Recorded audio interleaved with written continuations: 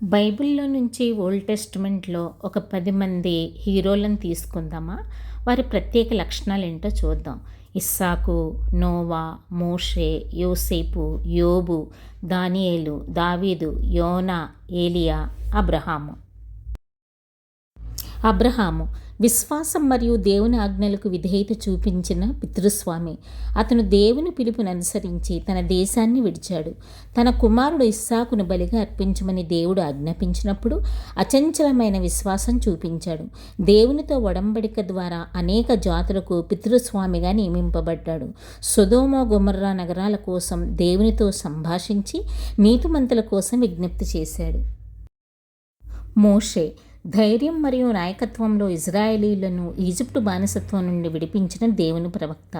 అతడు దేవుని ధర్మశాస్త్రాన్ని పొందాడు.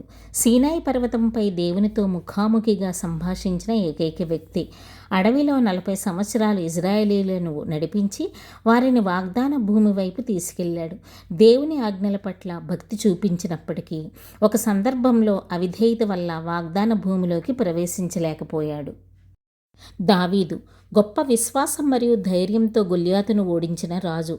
అతను గొప్ప కీర్తనల రచయిత కూడా. దేవుని హృదయానికి ఇష్టడైన వ్యక్తిగా పిలువబడ్డాడు. అయినప్పటికీ పాపం చేసినప్పుడు పశ్చాత్తాపం పొందాడు. ఇజ్రాయేలు రాజ్యాన్ని ఏకీకృతం చేసి యెరూషలేమును రాజధానిగా స్థాపించాడు. తన కుమారుడు సొలొమోను ద్వారా దేవుని ఆలయ నిర్మాణానికి పునాది వేశాడు. యోసేపు దేవునిపై నమ్మకం మరియు క్షమాగుణంతో బానిస నుండి ఈజిప్టు గవర్నర్గా ఎదిగాడు. అతను తన కుటుంబాన్ని కరువు నుండి రక్షించాడు. స్వప్నాల వివరణ ద్వారా దేవుని జ్ఞానాన్ని ప్రదర్శించాడు. తన సోదరులు తనకు ద్రోహం చేసినప్పటికీ వారిని క్షమించి వారి కుటుంబాన్ని రక్షించాడు. ఈజిప్టులో ఇజ్రాయేలీలు స్థిరపరచడానికి మార్గం సుగమం చేశాడు. ఏలియా దేవుని పట్ల అచంచలమైన భక్తి మరియు ధైర్యంతో బయలుదేవతలను ఎదిరించిన ప్రవక్త. అతను అద్భుతాలు చేశాడు. కర్మేలు పర్వతంపై బయలు పూజారులను సవాలు చేసి దేవుని శక్తిని నిరూపించాడు. వితంతు కొడుకును సజీవంగా చేసి దేవుని శక్తిని చూపించాడు.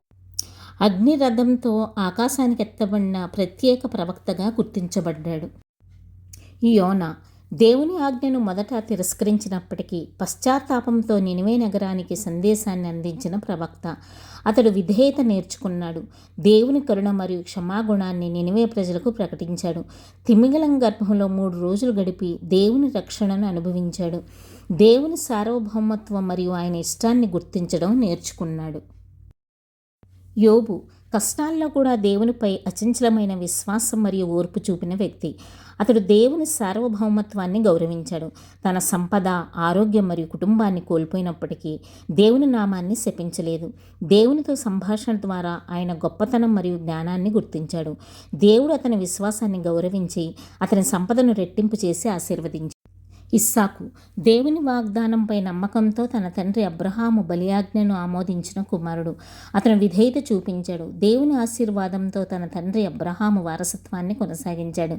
శాంతియుత వ్యక్తిగా శత్రువులతో సంఘర్షణలను నివారించడానికి ప్రయత్నించాడు. తమ కుమారులైన యాకోబు, ఏశావులకు దేవుని ఆశీర్వచనాన్ని అందించాడు. దానియేలు దేవుని పట్ల భక్తి మరియు ధైర్యంతో సింహాల గుహలో కూడా తన విశ్వాసాన్ని కాపాడుకున్న ప్రవక్త. అతడు జ్ఞానంతో రాజులకు సలహా ఇచ్చాడు. రోజువారీ ప్రార్థనల ద్వారా దేవునితో బలమైన సంబంధాన్ని కలిగి ఉన్నాడు. దేవుని దర్శనాలను వివరించి భవిష్యత్తు సంఘటనలను ప్రవచించాడు. బబులోను, పారసీక రాజ్యాల్లో ఉన్నత స్థానంలో నీతితో సేవ చేశాడు. నోవహు దేవుని ఆజ్ఞలకు విధేయత మరియు నీతితో జలప్రళయంలో తన కుటుంబాన్ని రక్షించిన నావికుడు. అతడు దేవుని వాగ్దానాన్ని నమ్మాడు. అన్ని జంతువులతో ఒక ఓడ నిర్మించి దేవుని ఆజ్ఞను ఖచ్చితంగా పాటించాడు.